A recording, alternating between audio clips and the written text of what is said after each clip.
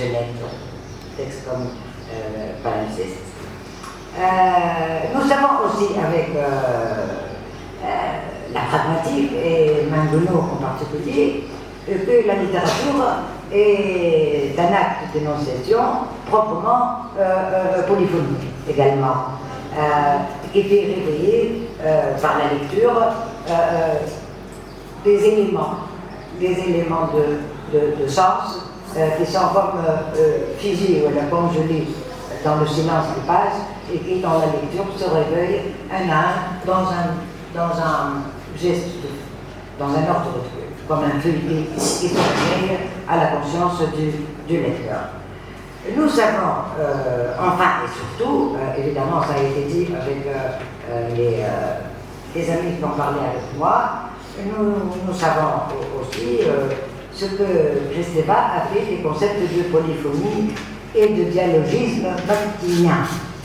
Elle en a fait une conception du texte littéraire et a déjà défini le concept comme une transformation ou combinaison de différents textes antérieurs. Moi je dirais un remake donc. Un remake, ce qui implique l'idée d'un dispositif en strates superposées. Nous avons donc notre petite idée sur le défilement au sein de l'espace de lecture de nombreuses entités et qui seraient à la base de notre plaisir au niveau de la réception. Ce qui nous fait éliminer des hypothèses de type mécanique reliant la densité d'une œuvre à son volume, brièveté versus longueur, ou à son genre, historique, science-fiction, récit symbolique, etc. Pour, en revanche, considérer une autre hypothèse plaçant l'argument de densité artistique dans l'intimité de l'univers d'invention à un niveau fonctionnel le plus crucial de l'objet, entendant, et là je viens à l'essentiel, le niveau d'engendrement du sens, à proprement parler. En nous inscrivant dans une approche sémiotique telle que été exemplifiée par Jacques Campagny en particulier, de l'école de sémiotique de Paris, nous signalons donc la justification du phénomène sur la base, entre autres critères, de la cohésion textuelle, dont la dynamique de stratification constitue l'un des ressorts, sinon le principal ressort. Alors, en quoi cette notion réside-t-elle? Comment repose-t-elle sur la dynamique de stratification? Puis y a-t-il un rapport interfonctionnel entre les entités de cohésion et de cohérence qu'on a tendance à assimiler souvent à faux titre? Comment le type de négociation tel que préconisé en sémiotique entre les dimensions de cohérence et de cohésion textuelle peut-elle contribuer concrètement à la densification du sens, au point de faire se démarquer les œuvres les unes des autres dans le sens de l'opulence et densité ou à l'opposé de l'indigence sémantique? Et au passage, si on a le temps de répondre, une question pour finir, la dynamique de cohésion et son pendant, la stratification telle que révélée au sein des œuvres postmodernes, contribuerait-elle à les distinguer des œuvres plus classiques? Mais, pour aller vite, je vais signaler le signifié de ces concepts de cohérence et de cohésion sans lesquels on ne comprendrait pas la particularité de la cohésion textuelle comme lieu d'articulation de la densité sémantique. En adoptant donc une lunette sémiotique dont on sait que les objets d'étude ne sont pas les signes mais les ensembles et surtout les liens entre les structures signifiantes, grâce à la proposition théorique de Fontanier, nous allons reconnaître deux perspectives offertes à l'interprétation du sens au sein de l'œuvre. Une perspective du discours consistant, à partir des règles de construction sémantique et narrative propres au plan du contenu, et à échafauder depuis les articulations sémantiques les plus simples l'ensemble des énoncés complexes, et une perspective du texte consistant à partir des règles de construction propres au plan de l'expression et à examiner comment ces règles conditionnent la formation d'un ensemble signifiant. Cette présentation en deux points de vue ne doit pas occulter le fait que les deux perspectives sont contrôlées par une même énonciation, les réunissant dans un même ensemble d'actes de signification.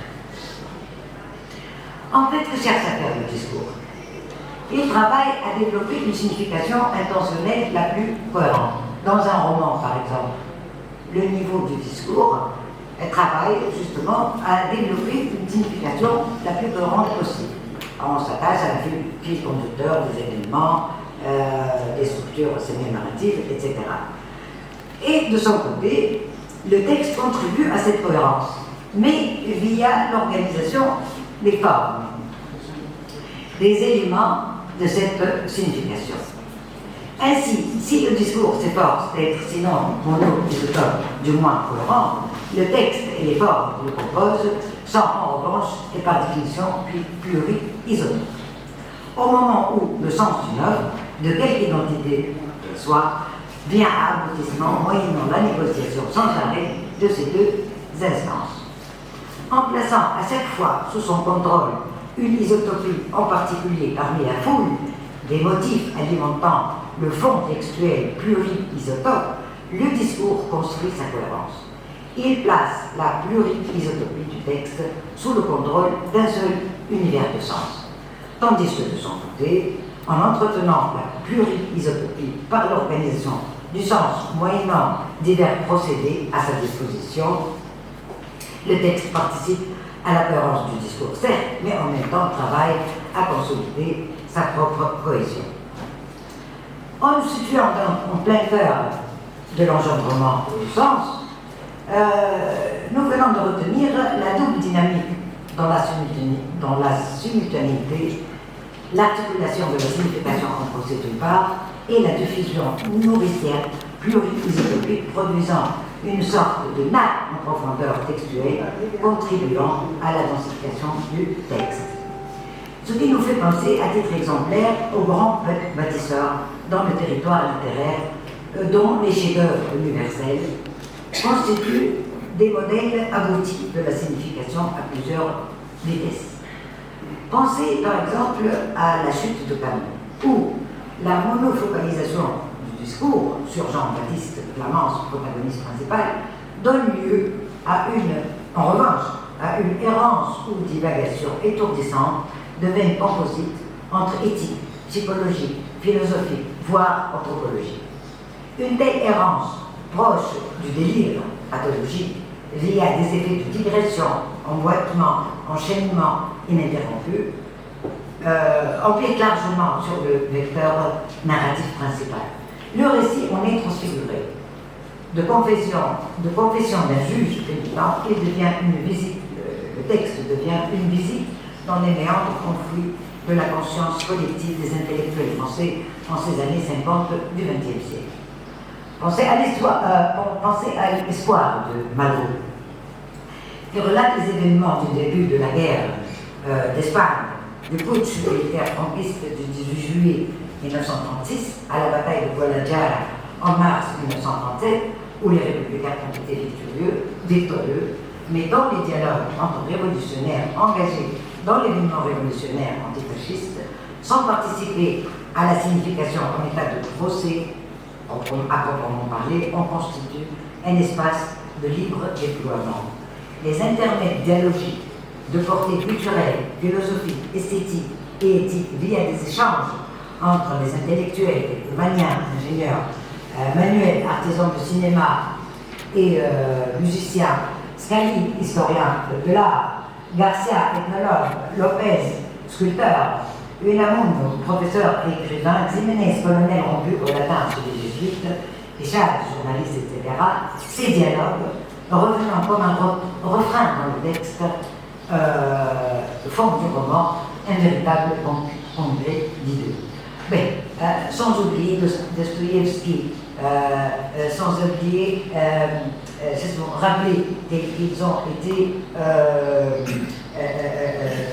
présentés comme modèle du genre par Bakhtin, comme genre polyphonique, genre hautement stratifié, l'idée que j'ai eu envie de préciser, c'est que dans un texte littéraire, il y a deux niveaux d'articulation.